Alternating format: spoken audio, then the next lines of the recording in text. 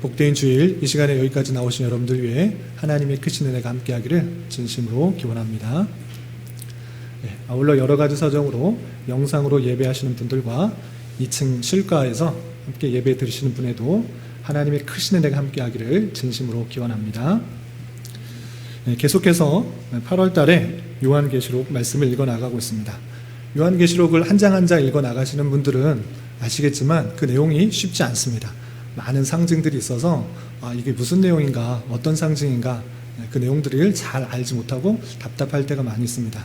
그런데 한 장 한 장 그 말씀일기 책자와 또 하루하루 새벽 기도 때 말씀 강해가 되는 내용들을 참고해서 요한계시록을 단순히 너무 어렵다, 신비하다, 내가 아직 대하기는 좀 어려운 책이다, 이렇게 멀리하지 말고 요한계시록 기록 목적에 따라서 이 책의 내용을 읽고 듣고 지켜 행하는 자가 복되다라고 말씀하신 것처럼 부지런히 읽고 또한 듣고 그 내용들을 행하는 것을 통해서 우리에게 주시고자 하는 모든 내용들, 많은 내용들을 잘 적용하여서 하나님의 크신 복들이 우리에게 임하는 그런 은혜가 있었으면 좋겠습니다. 그래서 요한계시록 어렵지만 처음 읽으시는 분들은 더욱더 어려울 수 있는데, 처음 읽을 때 이런 내용들이 있구나 정도를 아시고, 또 예전에 읽었던 분들은 이런 내용들이 가만히 생각해 보니까 이런 것들을 상징했구나, 단순히 어렵고 힘들고 무서운 내용으로만 대해서는 안 되겠구나, 부지런히 읽고 또 깨달을 수 있도록 주신 내용이기 때문에 잘 이것들이 무슨 내용인지를 조금씩 알아가는 기회로 삼으시기 바랍니다. 그래서 요한계시록을 읽을 때 세 가지 염두에 둘 점을 지난주에 말씀드렸습니다. 기억나시는지 모르겠지만 이 책을 읽을 때 가장 먼저 생각해야 될 것은 이 시대에 어떤 시대 때 이것이 쓰여 있는가라는 것입니다. 이 시대는 기독교가 흥왕하고 번영했던 그런 시기라기보다는 로마 황제로부터 갖은 탄압과 핍박, 순교자가 생기는 그런 어려운 때였다라는 것들을 머리에 먼저 염두에 두어야 되는 것입니다.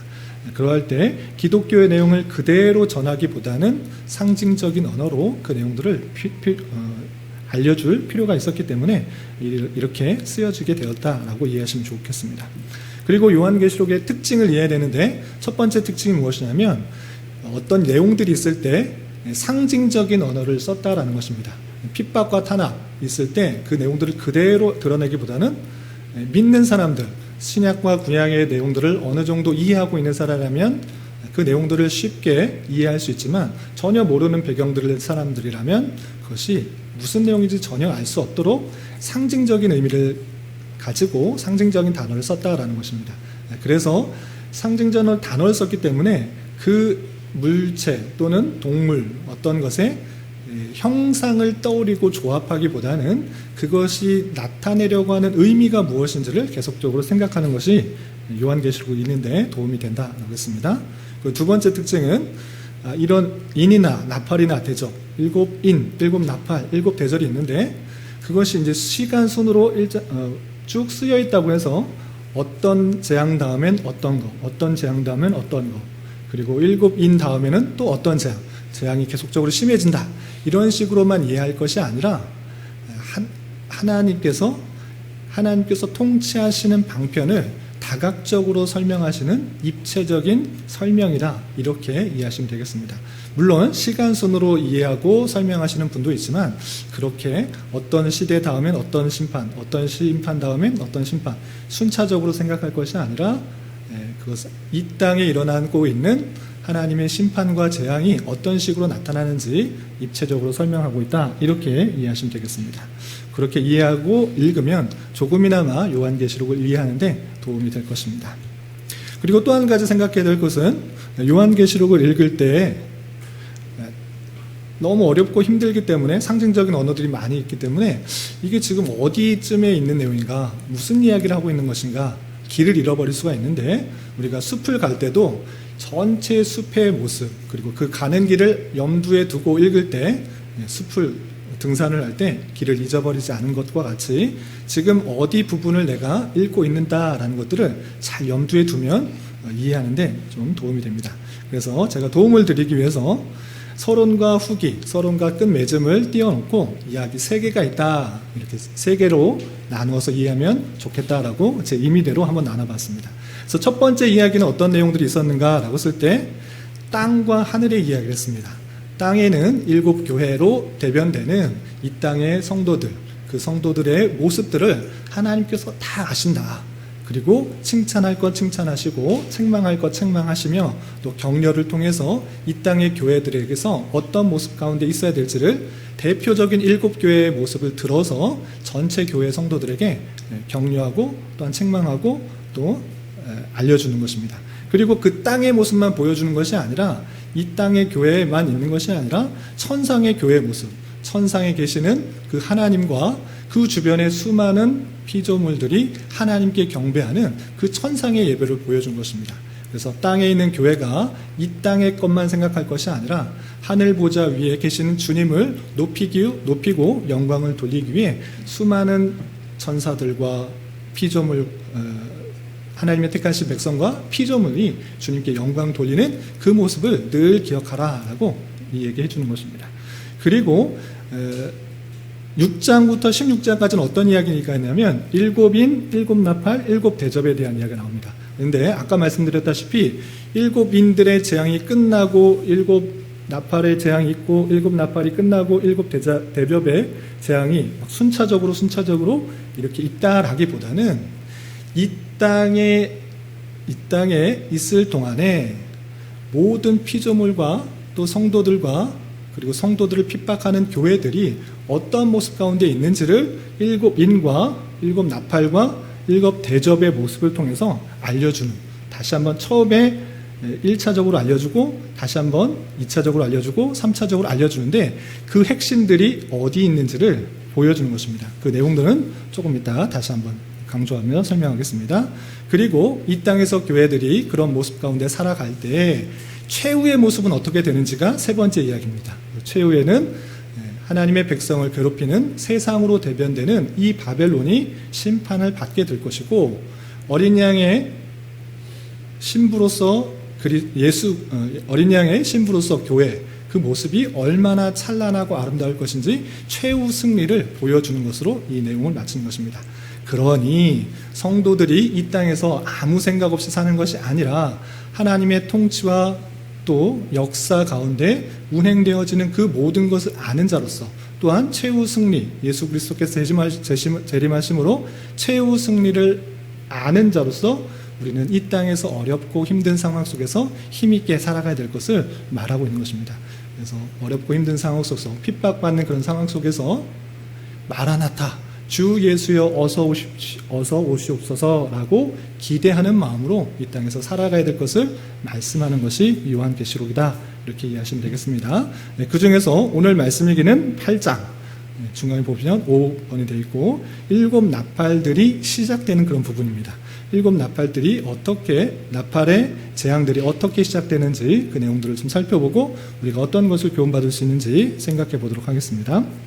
첫 번째, 우리 1절부터 13절까지 되어 있는데 8장은 1절부터 13절까지 되어 있는데 이해를 돕기 위해서 두 부분으로 나누면 1절부터 5절까지와 6절부터 13절까지 나옵니다. 1절부터 5절까지는 어떤 내용이 나오냐면 7째 인을 떼는 것으로 나옵니다. 7째 인을 떼고 나서 나팔 재앙이 시작되기 전까지의 상황을 표현한 것입니다. 그래서 7째 인을 떼면 어떤 일이 있는지를 설명하는 그 내용이 전체적인 내용인데 7째 인과 그 7째 인을 떼고 다시 7째 나팔이 시작되기 그 사이에 있었던 일들을 표현하는 것이 5절이고 6절부터 13절까지는 7나팔 중에 첫째 날팔부터 넷째 날팔까지 부는 것 그리고 그 불 때 어떤 일들이 있는지 내용이 6절부터 13절까지 나옵니다. 그 내용을 좀 살펴보도록 하겠습니다. 좀 세부적으로 좀 살펴보면 첫 번째 1절에서 보면 7째 인을 뗀다 이렇게 나옵니다. 7째 인을 뗄 때 어떤 일이 있는지 우선 1절 2절 한 말씀 같이 한번 읽어보겠습니다. 시작. 7째 인을 떼실 때 하늘이 반시간쯤 고요하더니 내가 보매 하나님 앞에 7 천사가 서 있어 7 나팔을 받았더라. 아멘. 일곱째 인을 떼실 때 하늘이 반 시간쯤 고요하다 그랬습니다. 하늘이 반 시간쯤 고요한다. 이게 무슨 뜻인가? 이것도 성경 해석자마다 다양한 해석들이 있습니다. 이것을 시간 순으로 이렇게 해석하시는 분들에 의하면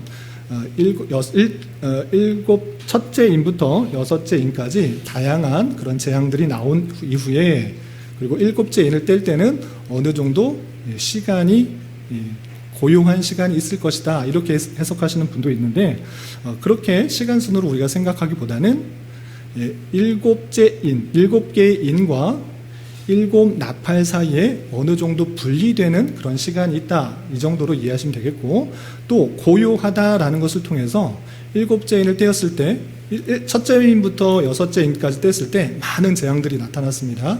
그것들을 설명하기는 시간이 걸리니까 많은 재앙들이 나타났는데, 이제 마지막 인을 떼었을 때 어떻게 되었을까?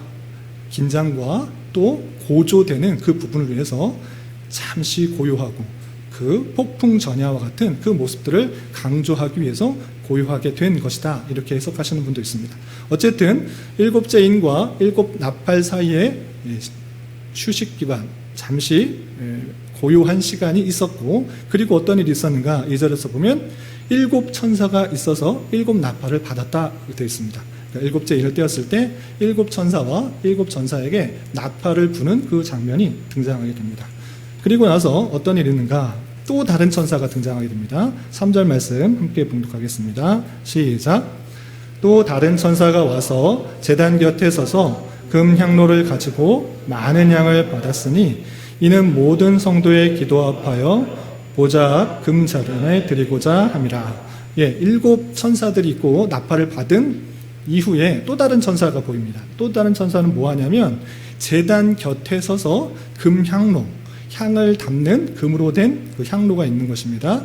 그 향로에 많은 향을 받았고, 그리고 그것을 가지고 무엇하려고 했는가 라고 했을 때 성도의 기도와 합하여 보좌 앞 금 제단에 드리고자 하였다라고 했습니다.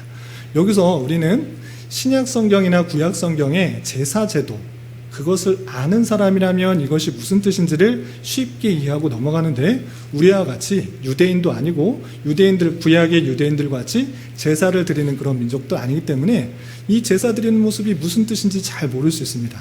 그러나 구약 성경이나 신약 성경, 그리고 그런 구약 성경에 의한 제사를 드렸던 사람이라면 이것이 무슨 의미인지를 잘 알고 있습니다. 향을 왜 피우는가? 성소 안에 성막으로 만들었을 때 성소와 지성소가 있는데, 지성소로 들어가기 그 회막 앞에 바로 있는 것이 분향단, 향단이 있습니다. 그런데 그것이 왜 있는가? 성막뿐만 아니라 성전, 돌로 만든, 또 그 돌로 금고로 만든 그 성전에서도 그 성소 앞에 그 향로가 있는 것입니다. 분향단이 있는데 그것이 왜 있는 것인가? 이것을 구약 성경에서는 잘 말해주지 않습니다. 그런데 신약 성경을 읽어볼 때 그 모습이 잘 드러나고 있는 것입니다. 그것이 왜 그렇게 향로를 드리는가? 그 향을 피울 때 그 모습을 보면 그 이해가 됩니다. 제사장이 분향할 때 백성들은 어떻을까? 성소에서 제사를 드리고 있을 때 분향을 합니다. 향을 피웁니다. 향이 나가고 그 향연, 그 연기가 하늘로 퍼질 뿐만 아니라 성소 안에 가득 차고, 또 회막을 열었을 때 그 지성소 안으로 들어가게 됩니다. 그런데 왜 향을 피우는가? 그 내용을 잘 알아야 됩니다. 제사장이 분향할 때 백성들의 모습을 보면 이 향을 피우는 이유가 있구나, 목적이 있구나, 이것을 깨달을 수 있는 것입니다. 그것이 누가복음 1장 9절에서 10절에 잘 표현되어 있는데 함께 읽어보겠습니다. 시작. 제사장의 전례를 따라 제비를 뽑아 주의 성전에 들어가고 분향하고 모든 백성은 그 분향하는 시간 밖에서 기도하더니, 그러니까 이 제사를 드릴 때 성소 안에 제사장은 분향을 하고 향을 피우는 것이고, 그때 백성들은 다 놀고 알아서 일하는 것, 그런 건 아니고, 분향할 때에 백성은 뭐 하는가? 모든 백성이 그 분향하는 시간 밖에서 기도를 했다. 하나님 앞에 기도를 하고 있다라는 것입니다.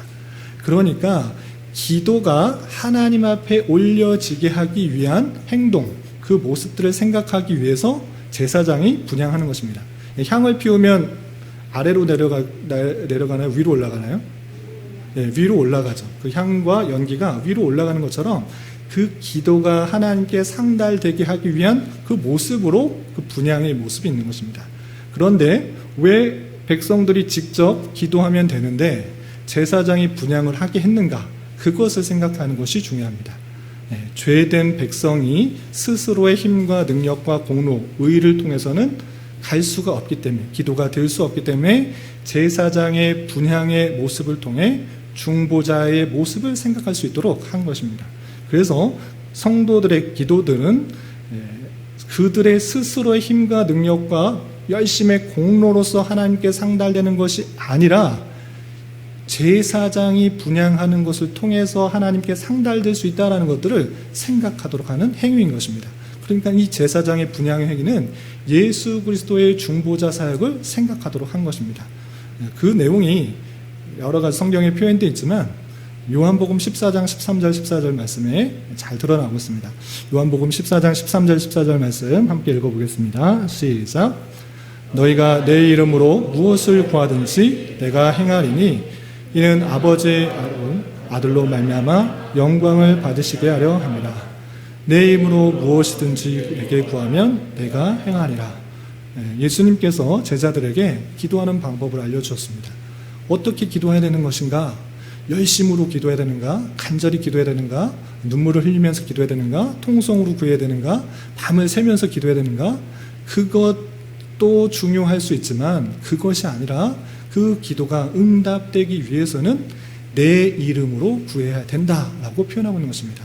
우리가 기도할 때 맨 마지막에 예수님의 이름으로 기도합니다. 이렇게 하는 이유는 우리의 힘과 노력, 우리의 열심, 우리의 의 때문에 기도가 응답되는 것이 전혀 아니고 우리가 죄 가운데 있었을 때 중보자 되신 예수 그리스도의 보혈의 피로 말미암아 우리가 담대히 주님께 갈 수 있다라는 그 사실들을 늘 기억하게 하기 위해서 이렇게 한 것입니다. 그래서 예수님께서 내 이름으로 구해라. 내가 중보자 되어 주니까 내 이름으로 구할 때 내가 행하겠다. 이렇게 표현하고 있는 것입니다. 그래서 기도가 하나님께 응답되기 위해서는 내 힘, 내 열심, 내 의 전혀 아니고 오직 예수 그리스도의 의를 힘입어서 기도하도록 한 것입니다. 그래서 기도의 중보자, 하나님 앞에 기도가 응답되게 하기 위해서는 이 분향하는 것을 통해서 그 기도가 하나님께 응답되는 것이고 그 분향하는 것, 그 제사장이 분향하는 것은 예수 그리스도를 생각할 수 있도록 하는 중보자 대신 예수 그리스도를 생각하게 하는 그런 방편이다라는 것입니다. 그런 표현이 성경에 많이 나와 있는데 디모데전서 2장 5절 말씀만 함께 더 읽어보겠습니다. 시작. 하나님은 한 분이시오 또 하나님과 사람 사이의 중보자도 한 분이시니 곧 사람이신 그리스도 예수라. 예수 그리스도께서 중보자 되셔서 우리의 기도를 하나님께 전달하고 나아가게 할 수 있는 그런 중보자 되시는 분은 오직 예수님이다 라는 것들을 생각할 수 있도록 한 것입니다. 그런데 이렇게 그 기도 향을 통해서 하나님께 기도하는 것에 끝나는 것이 아니라 그 천사는 그 향로를 가지고 또 다른 행위를 하고 있는 것을 볼 수 있습니다. 그것이 4절과 5절에 표현됐는데 4절 5절 말씀 함께 읽어보겠습니다. 시작. 향연이 성도의 기도와 함께 천사의 손으로부터 하나님 앞으로 올라가는지라. 천사가 향로를 가지고 제단의 불을 담아다가 땅에 쏟음에 우레와 음성과 번개와 지진이 나더라. 성도들의 기도를 담아 그 향이 올라가는 것처럼, 향연이 올라가는 것처럼 하나님께 올려 들어가는 것입니다. 성도들이 기도할 때 그 모든 기도가 예수 그리스도를 통하여서 하나님께 상달되었습니다. 그런데 그렇게 기도하고 끝난 것이 아니라 어떤 일이 있었습니까? 그 향로에 제단에 불을 담아 심판을 뜻하는 불을 담아 땅에 쏟은 것입니다. 땅에 쏟았더니 어떤 일이 있습니까? 우레와 음성과 번개와 지진이 났다라고 표현했습니다. 이 표현도 우리가 그냥 구약성경, 신약성경 잘 모르면 번개, 음성, 지진, 참 무섭다 이렇게만 생각하고 있는데 이것이 상징하고 있는 것이 무엇인지를 잘 알아야 될 것입니다. 이런 표현이 성경에 종종 등장하는 것입니다. 언제 등장했나? 대표적인 두 가지 예만 들겠습니다. 첫 번째, 모세가 출애굽 이후에 시내산에서 십계명을 받을 때 하나님께서 그에게 나타나셔서 말씀해 주시고 현현하시고 역사하셨다는 것들을 뜻할 때 이 표현이 그대로 드러나는 것을 볼 수 있습니다. 출애굽기 19장 16절 말씀 함께 봉독하겠습니다. 시작. 셋째 날 아침에 우레와 번개와 빽빽한 구름이 산 위에 있고 나팔 소리가 매우 크게 들리니 진중에 있는 모든 백성이 다 떨더라. 우레, 번개, 나팔 소리 이런 것들이 무엇이냐라고 했을 때는 하나님께서 임재하시고 역사하시고 나타나셨다라는 그 표현을 하기 위해서 이런 표현이 계속적으로 등장하고 있는 것입니다. 여기만 등장한 것이 아니고 욥기에 있어서도 하나님께서 나타나셔서 모든 그 대화, 욥과 친구들의 대화를 정리하면서 그 표현이 이렇게 등장하고 있습니다. 욥기 37장 2절부터 4절까지 말씀 함께 봉독하겠습니다. 시작. 하나님의 음성 곧 그의 입에서 나오는 소리를 똑똑히 들으라. 그 소리를 천하에 펼치시며 번갯불을 땅끝까지 이르게 하시고 그 후에 음성을 발하시며 그의 위엄찬 소리로 청둥을 치시며 그 음성이 들릴 때에 번개를 멈추게 아니하시니라. 아멘. 욥기에서도 똑같이 등장하는데 천둥, 번개 이런 큰 소리 이것들은 하나님께서 현현하시거나 하나님께서 나타나시는 그 표현으로 하나님께서 역사하시는 표현으로 계속적으로 성경에 등장하는 그런 표현인 것입니다. 그러니까 이 지금 말하고 있는 것이 무엇입니까? 천사가 향로를 가지고 향연과 함께 기도를 가지고 하나님께 응답되었는데 땅에 쏟으니 번개와 천둥과 큰 소리가 우레가 났다, 지진이 났다. 이것은 무엇입니까?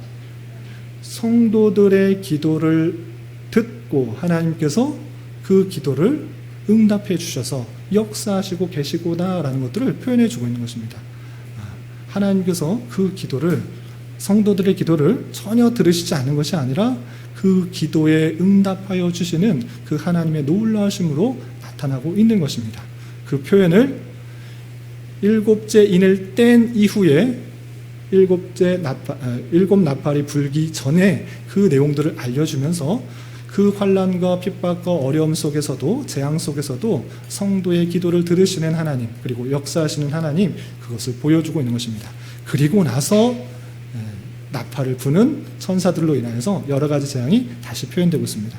그 내용도 계속 이어서 보겠습니다. 첫 번째 천사가 나팔을 부었을 때 어떤 일이 있는지 요한계시록 8장 7절 말씀 함께 읽어보겠습니다. 시작. 첫째 천사가 나팔을 부니 피 섞인 우박과 불이 나와서 땅에 쏟아지매 땅의 3분의 1이 타버리고 수목의 3분의 1도 타버리고 각종 푸른 풀도 타버렸더라. 첫째 천사가 나팔을 불었을 때 피 섞인 우박, 불이 나와서 땅에 쏟아졌다 그랬습니다. 그래서 땅의 3분의 1도 타고 수목의 3분의 1도 타버리고 각종 푸른 풀도 타버렸다. 이렇게 했을 때 우리가 이것을 그냥 문자 그대로 그냥 이해하고 넘어가지 말자 이렇게 했습니다. 물론 그렇게 해석하시는 분도 있는데 그것보다 상징적인 의미를 생각해야 된다. 그것이 좋겠다라고 했던 것입니다. 그럼 이것이 무엇을 뜻하는 것인가? 피 섞인 우박과 불은 심판으로 인한 하나님의 심판으로 한 여러 가지 전쟁들이 나타나는 것으로 이렇게 해석하는 분들이 많이 있습니다. 또 다른 분들은 기독교의 박해를 뜻하는 것이다 이렇게 표현하고 있는데 어쨌든 이런 피 섞인 우박과 불 같은 것이 큰 피해들이 이 땅에 나타나는 것을 표현하는 것을 이해하시면 되겠습니다. 그렇다면 3분의 1은 무엇인가? 3분의 1은 전체가 아니라 부분이다라는 것들을 생각해 볼 수 있어야 될 것입니다. 일곱째 인을 표현할 때도 4분의 1의 영향을 주는 그런 말을 탄 자가 나타나는데 그것보다 좀 범위가 넓어졌습니다. 4분의 1에서 3분의 1이 된 것입니다. 3분의 1의 영향력을 미치는 그런 일들이 있을 것을 표현하고 있는데 세상 전체가 그렇게 된다고 할 것이 아니라 세상의 한 부분이 영향을 미치고 있고 나머지는 하나님께서 인자와 자비로서 지켜주시는 것으로 이해하시면 될 것입니다. 또 둘째 천사가 나와서 나팔을 불었을 때 어떤 일들이 있었는지 8절 9절에 표현되고 있는데 8절 9절 말씀도 함께 읽어보겠습니다. 시작. 둘째 천사가 나팔을 부니 불붙는 큰 산과 같은 것이 바다에 던져짐에 바다의 3분의 1이 피가 되고 바다 가운데 생명 가진 피조물들의 3분의 1이 죽고 배들의 3분의 1이 깨지더라. 이것도 문자 그대로 해석하시는 분도 있지만 그것이 아니라 전체에서 흐름과 같이 계속적인 상징적인 언어를 사용하고 있다라고 이해하시면 더 좋을 것입니다. 그렇다면 불붙는 큰 산, 그리고 그것이 바다에 던져지는 것이 무엇인가 라고 쓸 때 불붙는 큰 산은 하나님의 대적하는 나라가 심판을 받아서 바다, 열방, 열국 이 가운데 흩어지게 될 것이다 라는 것을 표현하는 것으로 이해하시면 될 것입니다. 그래서 큰 산과 같은 것이 불붙어서 심판을 받아서 이 바다, 열방 가운데 흩어지지만 그 흩어졌음에도 불구하고 그 흩어진 나라 가운데 영향력을 미치는 것을 볼 수 있습니다. 바다의 3분의 1이 피가 되고 또 바다 가운데 생명 가진 피조물의 3분의 1이 죽고 배들의 3분의 1이 깨지는 것처럼 바다에 흩어지지만 여러 가지 영향력을 미치고 있는 그 모습을 볼 수 있습니다. 그런데 3분의 1로 제한한 것처럼 실제 자로 그어서 3분의 1만 영향력을 받는다 이런 것이 아니라 4분의 1보다 좀 큰 더 확장된 영향력을 미치는 것으로 해야 될 것이고 그렇지만 그것도 3분의 1밖에 되지 않는 부분적인 영향을 미치는 그것을 이해하시면 되겠습니다. 또 셋째 천사가 나팔을 불 때 일어난 일을 10절 11절에 표현하고 있는데 10절 11절 말씀도 함께 읽어보겠습니다. 시작. 셋째 천사가 나팔을 부니 횃불같이 타는 큰 별이 하늘에서 떨어져 강들의 3분의 1과 여러 물샘에 떨어지니 이 별 이름은 쓴쑥이라. 물의 3분의 1이 쓴쑥이 되매 그 물이 쓴 물이 되므로 많은 사람이 죽더라. 이 표현도 실제 모습을 그리는 것이 아니라 상징적인 의미를 생각해야 될 것입니다. 그렇다면 큰 별이 하늘에서 떨어진다는 것이 무엇인가? 우리가 앞서서 요한계시록에 볼 때 이 별은 어떤 교회의 사자와 같은 중요한 역할을 하는 그런 사람으로 표현된 것을 볼 수 있습니다. 그것과 마찬가지로 큰 별이 하늘에서 떨어졌다라는 그 표현은 말씀의 사역자가 타락한 것으로 이렇게 생각을 하고 있습니다. 그래서 큰 영향력을 미치는 교회의 사자, 그 말씀의 사역자가 하늘에서 떨어졌다, 잘못된 길을 갔다, 이단자로 변질되었다라고 이렇게 하시면 되겠습니다. 예를 들어서 로마의 카톨릭이 처음에부터 타락의 길로 가지는 않았을 것입니다. 그런데 여러 가지 시간의 흐름에 따라 잘못된 길로 가는 그 모습들이 큰 별이 하늘에 떨어졌다, 말씀의 사역자가 타락하게 됐다, 이단으로 빠지게 되었다, 잘못된 길로 가게 되었다 라는 표현으로 이해하시면 되겠습니다. 그로 말미암아 말씀의 사역자가 타락된 것으로 말미암아 어떤 일이 있는가? 강들과 또 강들의 3분의 1이 물샘에 떨어짐으로 3분의 1이 쓴쑥이 되어서 많은 사람이 죽게 되었다. 타락한 일로 해서 물이 잘못됐다라는 것을 통해서 이 물이 생명의 물, 사람을 살리는 그 물로 생각할 때 그 타락으로 인하여서 많은 영혼들이 배교를 하게 되는, 잘못된 길로 가게 되는 그 일도 생각해야 될 것입니다. 그래서 영적 죽음, 많은 사람이 죽었다라고 했을 때 실제 쓴물이 되어서 쓴물 먹고 죽었다 이렇게 표현하기보다는 생명을 살리는 그 진리의 말씀을 제대로 듣지 못하여서 이단자로 인하여서 말씀의 사역자의 타락으로 말미암아 많은 영혼들이 배교하게 되고 잘못된 기도하고 이단으로 빠지고 잘못된 일들을 하게 되는 영적 죽음을 맞게 될 것을 표현한 것으로 이해하면 되겠습니다. 그리고 마지막 6장의 마지막 네 번째 천사가 나오는데 12절 13절에 네 번째 천사가 나팔을 불 때 어떤 일이 있는지 한번 읽어보겠습니다. 시작. 넷째 천사가 나팔을 부니 해 3분의 1과 달 3분의 1과 별들의 3분의 1이 타격을 받아 그 3분의 1이 어두워지니 낮 3분의 1은 비추임이 없고 밤도 그러하더라. 내가 또 보고 들으니 공중에 날아가는 독수리가 큰 소리로 이르되 땅에 사는 자들에게 화가 있으리니 이는 새 천사들이 불어야 할 나팔 소리가 남아 있음이로다 하더라. 네 번째 천사가 불었을 때 해 3분의 1, 달 3분의 1, 별들의 3분의 1이 타격을 받아서 어두워진다. 그리고 낮 3분의 1이 비춤이 없고 밤도 그러하더라 했을 때 낮의 시간의 3분의 1이 줄어서 어두워지는 것이 아니라 잘 읽어보면 낮의 밝기, 시간이 아니라 낮의 밝기가 어두워지고 밤의 길이가 3분의 1이 줄어드는 것이 아니라 밤의 길이는 같으나 밤의 밝기가 3분의 1이 어두워진다라고 표현하고 있는데 이건 무슨 뜻인가? 실제 이것이 해, 달, 별 이것이 밝기가 줄어들 것인가? 이렇게 생각하시는 분도 있지만 해, 달, 별 앞서와 같이 상징적인 언어이다. 밝을 때 빛을 비추는 그런 사람들, 종교적이나 정치적이나 윤리적인 그런 영향력을 미치는 사람들이 어느 정도 타락하게 될 것을 그렇게 표현하고 있는 것입니다. 그렇게 이해하시는 게 좋겠습니다.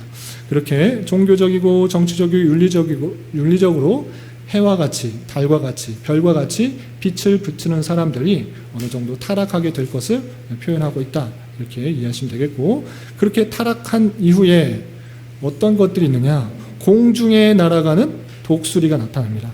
이제 실제로 독수리, 어떤 독수리일까?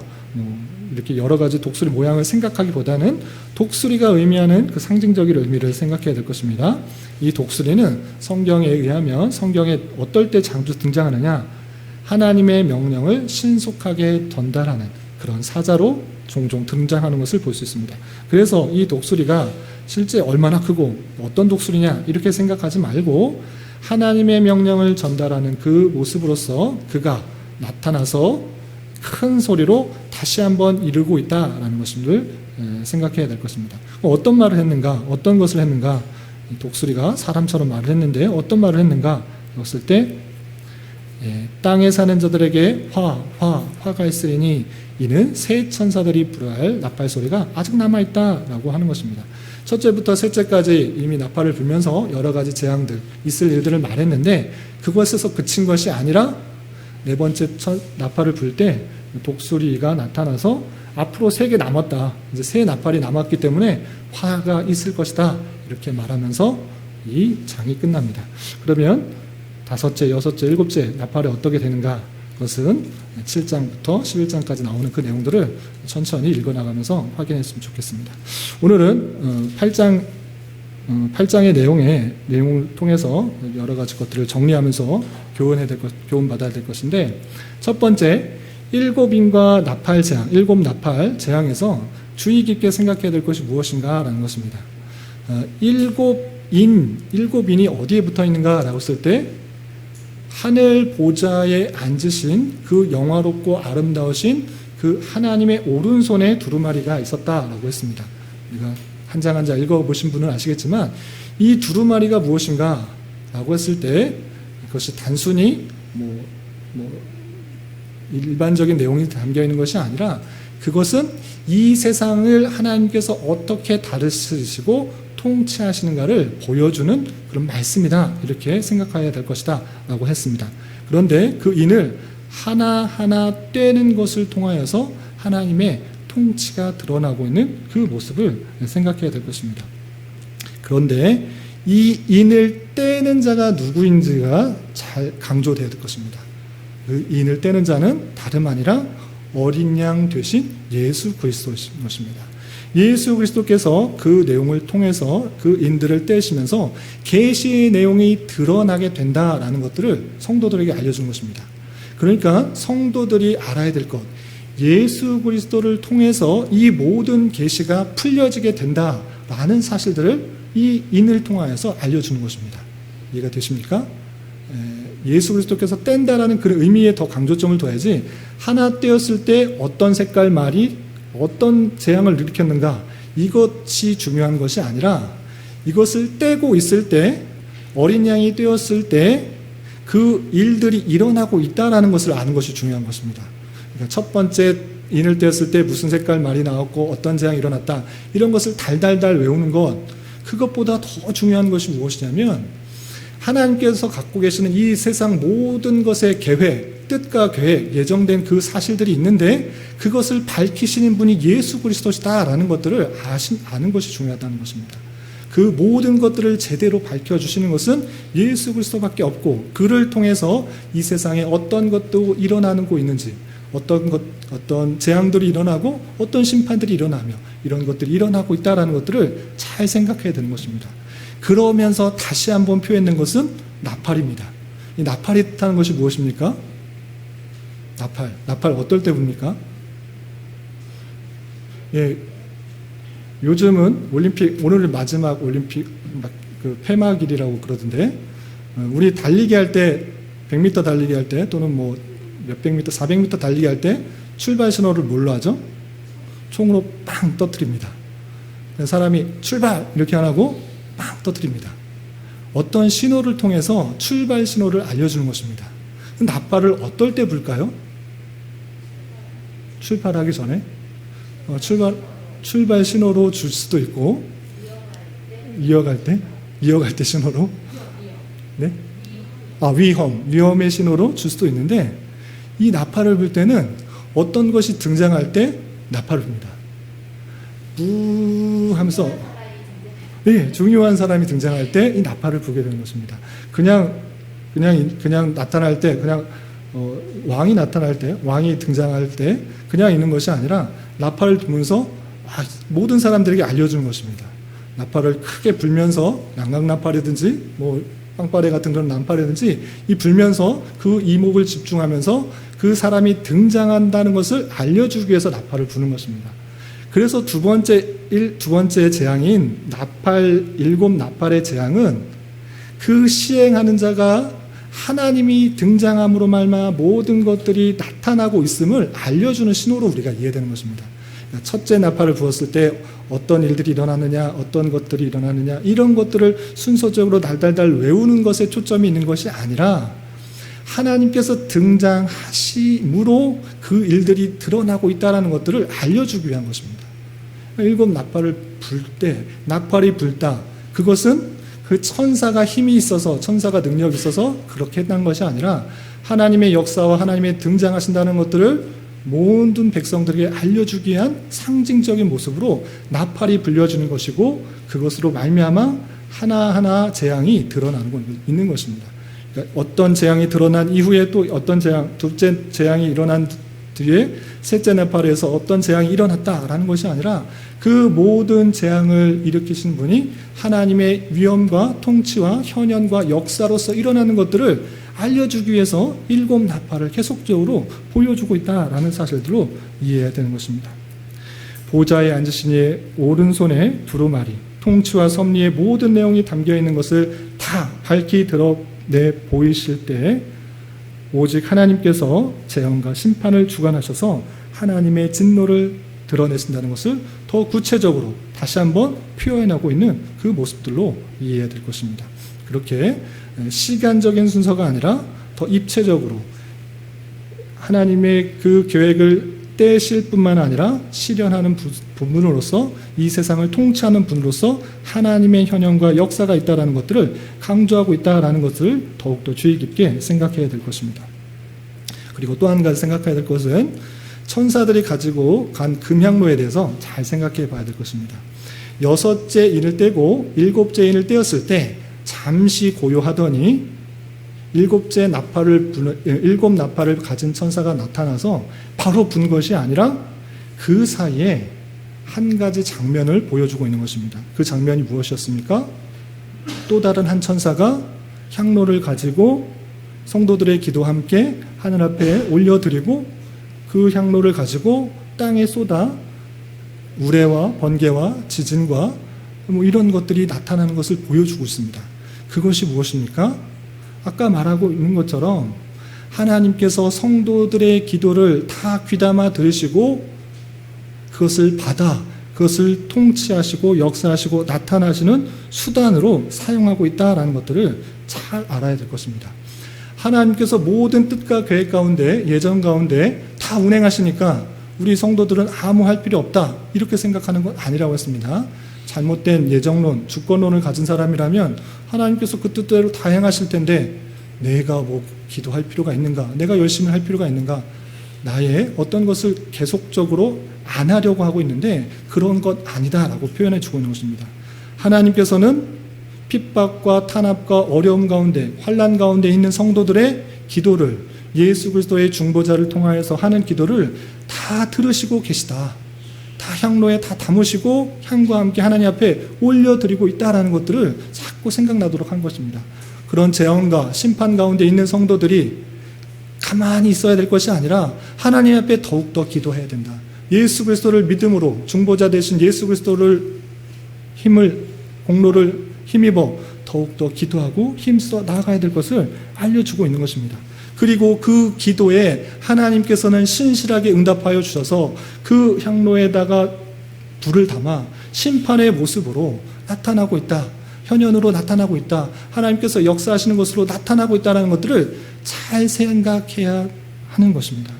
그래서 우리는 하나님의 주권 가운데 모든 것이 이루어지니 내가 기도할 필요가 없다라고 생각할 것이 아니라 더욱더 주어진 상황 속에서 예수 그리스도를 의지함으로 그 보혈의 공로를 의지함으로 더욱더 하나님 앞에 기도하고 그 기도가 어떻게 신실하게 역사하시고 나타나시는지를 보여주기 위해서 7죄인을 떼고 그리고 다시 하나님의 나팔 소리와 함께 통치가 일어나기 그 사이에 하나님의 성도의 기도를 들으시는 하나님의 모습을 보여주는 그 모습으로 이해해야 될 것입니다. 성도의 기도는 단순히 허공에 외치는 탄원이나 울부짖음이 아닌 것입니다. 중보자 되시는 예수 그리스도의 공로에 힘입어 향과 같이 하늘에 계시는 하나님께 온전히 다 올려드리게 되는 것이며 하나님께서는 그 기도를 들으시고 신실하게 응답해 주시고 역사해 주시고 나타내 주시고 있다라는 사실을 잘 깨달아야 될 것입니다.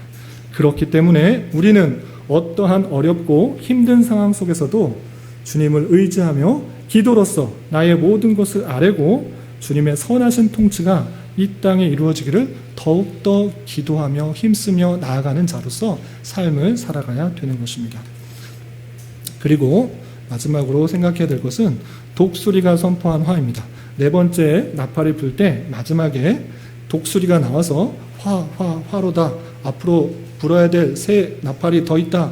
이렇게 하고 날아갔습니다. 그렇다면 우리는 앞으로 9장, 10장, 11장 읽으면 화를 받게 되는구나. 이렇게 생각할 수 있는데 우리가 내일 또 모레 또 살펴보겠지만 이 화가 누구에게 미치는지를 아는 것이 중요합니다. 이 화는 성도들에게 동일하게 미쳐서 성도가 화를 받는 그것이 아니라 오직 하나님을 대적하는 자에게 임하고 있다는 사실들을 주목해 볼 필요가 있는 것입니다. 내일 읽게 될 것이지만 잠시 한번 성경을 살펴보겠습니다. 9장 4절에 보면 9장 1절에 5번째 찬사가 나팔을 부는 내용이 나오는데 무적행 지옥에 열어서 황충이 나와서 많은 권세를 받고 해를 받게 되는 그런 내용이 나오는데 그 해를 누가 받는지 9장 4절에 이렇게 표현되고 있습니다. 각자의 성경을 한번 같이 읽어보겠습니다. 요한계시록 9장 4절 함께 봉독하겠습니다. 시작. 그들에게 이르시되 땅의 풀이나 푸른 것이나 각종의 수목은 해하지 말고 오직 이마에 하나님의 인침을 받지 아니한 사람들만 해하라 하시더라. 무적행에서 나오는 황충들이 해를 주게 됩니다. 그 재앙이 나타나는데 누구만 해하라고 되어 있습니까? 하나님의 인침을 받지 아니한 사람들, 하나님의 인침을 받지 아니한 사람들. 우리 7장에서 하나님의 인침을 받은 14만 4천 명이 나오는데 그렇게 확실히 구분되는 그 수많은 사람들이 있는데 그 사람들 해하지 말고 그렇게 인침을 받지 않은 그런 사람들만 해하라라고 표현하고 있는 것입니다. 또 6째 나팔을 불 때 어떤 일이 있었는지 13절 이하 21절까지 나와 있는데 다 안 살펴보고 20절만 읽어보겠습니다. 9장 20절 21절까지 함께 읽어보겠습니다. 6째 나팔이 불러서 여러 가지 해가 나타나고 재앙들이 나타나는데 그 이후에 이런 표현이 있습니다. 9장 20절 21절 함께 봉독합니다. 시작. 이 재앙에 죽지 않고 남은 사람들은 손으로 행한 일을 회개하지 아니하고 오히려 여러 귀신과 또는 보거나 듣거나 다니거나 하지 못하는 금, 은, 동과 목석의 우상에게 절하고 또 그 살인과 복술과 음행과 도둑질을 회개하지 아니하더라. 6째 나팔을 불었을 때 여러 가지 해가 나타나는데 그 해를 받은 사람을 잘 살펴보면 이런 표현이 있는 것입니다. 그 재앙, 그 심판에 죽지 않고 남은 사람들이 행한 모습이 어떻고 있습니까? 회개하지 아니하고 오히려 여러 귀신과 보거나 듣거나 다니거나 하는 금은 돈과 목성의 우상에게 절하고. 그렇다면 이 재앙에 죽은 사람은 어떤 사람들입니까? 우상을 숭배하고 자신의 잘못들을 계속하고 있는 그런 사람이라는 것들을 알 수 있습니다. 그렇게 심판을 했는데 심판을 하고 남은 사람을 보니 여전히 악을 행하고 금은 동 목석에게 우상에게 절하고 있더라 라는 것을 통해서 이 심판받은 사람들이 누구라는 것을 알 수 있습니까? 하나님의 택하신 백성이 아니라 하나님을 섬기지 않고 숭배하지 않고 다른 우상에 숭배하고 있는 하나님의 택하신 백성이 아닌 사람들이 심판을 받고 있는, 화를 받고 있는, 재앙을 받고 있다라는 사실들을 잘 알아야 될 것입니다. 그래서 이 7번째 나팔도 마찬가지지만 이 재앙의 심판, 이 내용은 하나님의 성도들에게 하는 것이 아니라 성도들이 아닌 그 성도들을 핍박하는 자, 그 박해하는 자, 우상 숭배하는 자에게 제한이 되고 있다라는 사실들을 잘 알아야 될 것입니다. 그래서 우리가 하나님의 통치 가운데 이 땅을 살아갈 때 비록 재앙과 같은 심판과 같은 상황이 있을지라도 그것은 성도를 해하려고 하는 것이 아니라 심판하려고 하는 것이 아니라 더욱더 인내하고 견디고 하나님의 소망을 붙들게 하는 것으로 나타나는 것이고, 그렇지 않고 성도를 핍박하고 환난 가운데 있게 하는 우상 숭배의 자들, 그런 사람들은 하나님의 참된 심판을 계속적으로 받게 될 것을 선언하고 있다는 사실들을 잘 알아야 될 것입니다. 독수리가 선포한 화의 대상은 땅에 거하는 자들로서 하나님을 대적하고 성도들을 핍박하는 자들입니다. 그들은 여러 가지 심판과 재앙이 있을지라도 여전히 회개하지 않는 그런 완악한 모습입니다. 그러나 하나님께서는 하나님의 때에 다양한 방법으로 악한 자들을 심판하는 손길이 있다는 것들을 잘 깨달아야 될 것입니다. 그리고 때때로 우리가 심판과 같은 재앙과 또 환난의 때를 만나게 될지라도 하나님께서 성도들을 해하시고 무너뜨리고 넘어뜨리려고 한 것이 아니라 죄악에 대해서 회개하게 하기 위하신 하나님의 형편과 또 방편이라는 것, 그리고 더욱더 힘들고 어려운 형편 속에서 신앙을 견고하게 하고 인내함으로 신앙이 성숙하고 성장하게 하는 방편이라는 것을 알아 그런 어려움과 환난을 잘 겪어 나가야 되는 것입니다. 하나님께서 이런 재앙과 심판의 나팔을 통해서 인을 통해서 보여주는 것은 성도를 심판하시겠다 이런 것이 아니라 하나님을 대적하는 그 사람들을 심판하시겠다라는 것이고, 성도의 그 어려움 속에서도 더욱더 하나님만 의지하며 하나님의 계획이 이러하니 하나님을 더욱더 붙들고 의지하며 하나님께 기도로 나아가고 그 믿음 가운데 신앙을 더욱더 견고히 하며 회개하며 주님 앞에 더욱더 나아가야 될 것을 표현해주고 있는 말씀으로 살아야 될 것입니다. 이런 말씀에 따라 어떤 어려움과 힘듦이 있을 때 더욱더 주님을 의지하며 또 기도하고 또 하나님께서 주시는 그 힘과 능력 가운데 승리하며 살아갈 수 있는 저와 여러분 우리 모두가 될 수 있기를 진심으로 기원합니다. 기도하겠습니다. 하나님 아버지 감사합니다. 오늘 말씀을 통하여 핍박과 환난 가운데 있는 성도들에게 있어서도 하나님께서 그 기도를 다 들으시고 응답해 주시며 이 세상 모든 것들을 주관하시고 운행하셔서 대적자들에게 대하여 심판을 성도들에게는 신앙의 연단과 성장을 주시는 분임을 깨달았습니다. 이런 말씀을 대하는 자로서 우리가 만나게 되는 다양한 현실 속에서 하나님의 신실하신 손길들을 깊이 경험할 수 있는 영적 민감함을 허락하여 주시고 그분의 손길에 늘 감사와 찬송을 올려드리며 살아가는 자 되게 하여 주시옵소서. 예수님의 이름으로 기도 올리옵나이다. 아멘.